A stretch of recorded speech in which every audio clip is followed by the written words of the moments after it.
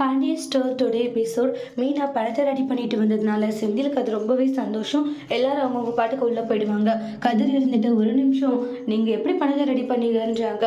இல்லை, என் அப்பா கிட்ட கொடுத்த பணத்தை நான் வாங்கிட்டு வந்துட்டேன். என்னது, கொடுத்த பணத்தை வாங்கிட்டு வந்துட்டீங்களா? அப்போ அண்ணனுக்கு கவர்மெண்ட் வேலை கிடைக்காதான்றாங்க. இல்லை இல்லை, அதெல்லாம் கிடைச்சிருக்காது, அப்பா கிட்ட நான் பேசிட்டேன்றாங்க. அப்படியா, ஏன் ஒரு மாதிரி இருக்கீங்க?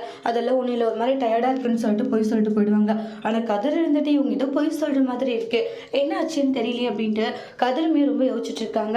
அப்புறம் கோமதி பார்த்தீங்கன்னா என்ன பண்ணுதுன்னு தெரியல, ஒன்று போனால் ஒன்று பிரச்சனையாக வருது அப்படின்னு சொல்லிட்டு கோமதி ஒரு பக்கம் ரொம்ப ஃபீல் பண்ணுறாங்க.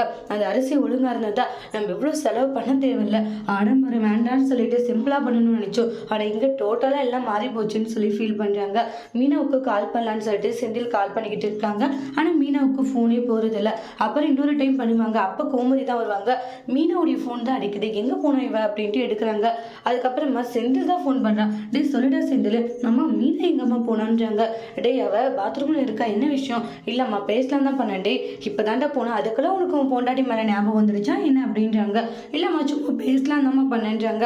அவகிட்ட ஒரு முக்கியமான விஷயம் பேசணும். முக்கியமான விஷயமா? ஓ, அம்மா கிட்ட அதெல்லாம் சொல்ல மாட்டியா? இல்லைம்மா அது அவகிட்ட தான் சொல்லணும். டே கல்யாணம் ஆனதும் அப்படியே அம்மாவை மறந்துடுறடா, அப்படியே பொண்டாட்டி தலையை தூக்கி வச்சுக்கிறீங்க.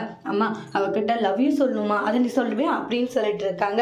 சரிம்மா அப்பா கூப்பிட்றேன்னு சொல்லிட்டு வச்சுறாங்க. அதுக்கப்புறம் மீனா அப்படின்றாங்க. உடனே வந்து ராஜி, அத்தை என்ன அத்தை ஏன் ஒரு மாதிரி இருக்கீங்க? இல்லை அது ஒன்றும் இல்லைன்றாங்க. அத்தை நீங்கள் ஒரு மாதிரி பேசிட்டு இருக்கீங்க, என்னாச்சுன்றது சொல்லுங்க. அப்புறம் மீனா வராங்க. உனக்கு செந்தில் ஃபோன் பண்ணாமா? அப்படியா, என்ன சொன்னாருன்றாங்க.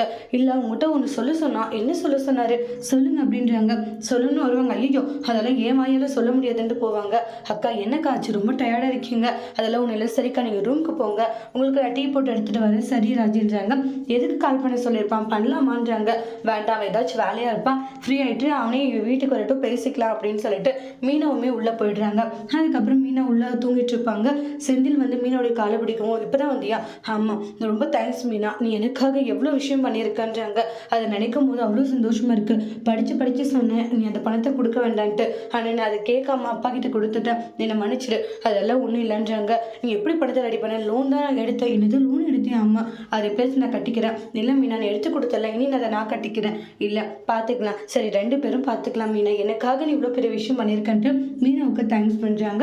அப்புறம் லவ் யூ அப்படின்ற மாதிரி சொல்லுவாங்க. அம்மா உங்கள்கிட்ட ஏதாச்சும் சொன்னாங்களா என்ன? இல்லையே, என்ன சொன்னாங்களா? அதெல்லாம் ஒன்றும் இல்லை அப்படின்ட்டாங்க. ரொம்ப தேங்க்ஸ் அப்படின்ட்டு அந்த இடத்துல ரொம்ப சந்தோஷமாக ஃபீல் பண்ணி சில விஷயங்களுமே மீனாவும் செந்திலும் பேசிக்கிறாங்க. அப்புறம் இல்லை உட்காந்துட்டு சாப்பிட்டுட்டு இருக்காங்க.